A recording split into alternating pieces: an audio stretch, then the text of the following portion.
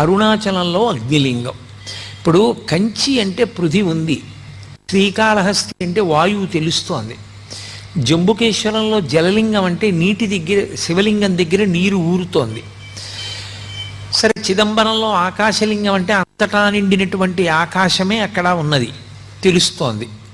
కానీ అరుణాచలంలో అగ్నిలింగం అంటే అక్కడ అగ్ని ఏది? మీరు అరుణాచలం శివాలయంలోకి వెడితే మీకు అక్కడ అగ్ని ఏమైనా కనపడుతుందా? ఒక పెద్ద జ్యోతిస్వరూపాన్ని అక్కడ ఉంచి, లేదా ఒక పెద్ద నెగడుల ఒక మంట మండుతుంటే అదేనండి శివలింగం అక్కడ అని ఎవరైనా చెప్తారా? చెప్పరు. మామూలుగా శివలింగమే ఉంటుంది. మామూలు శివలింగమే ఉన్నప్పుడు అరుణాచలంలో ఉండేటటువంటి శివలింగం అగ్నిలింగం ఎలా అవుతుంది? అరుణాచలమునందు అగ్నిలింగం ఉన్నది అని ఎందుచేత చెప్పబడింది అంటే, మీరు బయట ఎంత చల్లగా ఉండనివ్వండి, అరుణాచలం దేవాలయంలోకి వెళ్ళి కూర్చుంటే ఒళ్ళు చెమటలు పోస్తుంది, అంత వేడిగా ఉంటుంది. ఆ వేడి నిజంగా అగ్నిహోత్ర స్వరూపంతో ఉంటే మనం తట్టుకోలేమని ఆ వేడి రూపంలో ప్రకాశిస్తూ ఉంటాడు ఆయన. కాదు కాదు, అసలు యథార్థం ఏమంటే అది జ్ఞానాగ్ని.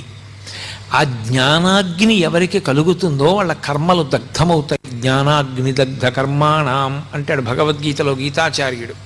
ఆ జ్ఞానాగ్ని వలన మళ్ళీ పుట్టవలసినటువంటి అవసరం లేకుండా పాపములన్నీ కూడా కాలిపోతాయి సంచితముతో కలిపి. అంత గొప్ప జ్ఞానస్వరూపమే రాశీభూతమై లింగస్వరూపాన్ని దాల్చింది. అందుకే దాన్ని జ్ఞానస్వరూపమైనటువంటి అగ్నిలింగం. అరుణాచలంలో ఉండేటటువంటి శివలింగానికి అరుణాచల క్షేత్రానికి ఒక ప్రత్యేకమైనటువంటి లక్షణం ఉంది. ఏమిటి ఆ లక్షణం అంటే, పరమేశ్వరుణ్ణి ఒకానొకప్పుడు ప్రార్థన చేశారు, అయ్యా ఇన్ని జన్మలు ఎత్తలేకపోతున్నాం, అందులో వచ్చేది కలియుగం, చాలా తేలికగా అజ్ఞానానికి వశులమైపోతాం, మాయకి లోబడిపోతాం, తప్పు పనులు చేస్తాం, మళ్ళీ పునర్జన్మలు వస్తాయి, మరి అలా రాకుండా ఉండాలంటే మాకు ఒక తేలిక మార్గం ఏదైనా ఉపదేశించేయండి అన్నారు. ఆయన అన్నాడు, దర్శనాత్ అభ్రసదసి అన్నాడు. చిదంబరం వెళ్ళి ఎలా దర్శనం చెయ్యాలో తెలుసుకుని అలా దర్శనం చెయ్యండి, ఇక మీరు పుట్టవలసిన అవసరం ఉండదన్నాడు. చిదంబరంలో దర్శనం అంటే ఇందాకే మీతో ప్రస్తావన చేశా, తలుపు తీస్తారు సిద్ధంగా ఉండండి అంటారు, ఆ తెర తీస్తారు, ఇలా చూసేటప్పటికి ఇలా జాగ్రత్తగా కళ్ళు నులుకుని చూస్తారు, ఏం ఉండదు. మారేడు దళాల దండలు వేలాడుతుంటాయి, బంగారు మారేడు దళాలు, మామూలు మారేడు దళాల దండలు ఉంటాయి, తెరహేస్తారు, అయిపోయింది వెళ్ళిపోండి అంటారు. కొంతమంది అంటారు, డాంబికానికి నీకు కనపడలేదా, శివలింగం వెనకాల ఉంది కదూ అంటారు, ఉత్తిది. అదేం కాదు. అదేమిటండి ఏం లేదు కదా వెనకాతలంటే అదే చిదంబర రహస్యం అంటారు. అందుకే ఇప్పటికే అర్థం కాని విషయాన్ని చిదంబర రహస్యం అంటారు. ఆకాశము అంటే అంతటా నిండిపోయి ఉంటుంది. అంతటా నిండిపోయిన ఆకాశములో అన్నీ ఉంటాయి. ఇప్పుడు మఠాకాశము అంటాం, అంతటా నిండిపోయినటువంటి ఆకాశం ఒకటి అనంతాకాశము అంటారు. అనంతాకాశమునందు మఠాకాశము అంటే ఓ గది, ఓ గదిలో ఆకాశం ఉంటుంది. మళ్ళీ అందులో కుండ పెట్టారనుకోండి ఘటాకాశము, మళ్ళీ ఆ కుండలో ఖాళీ భాగం ఉంటుంది, అది ఆకాశం. ఏమీ లేదనకూడదు, శూన్యం అనకూడదు, శూన్యం బౌద్ధుల వాదన, ఆకాశము సనాతన ధర్మవాదన.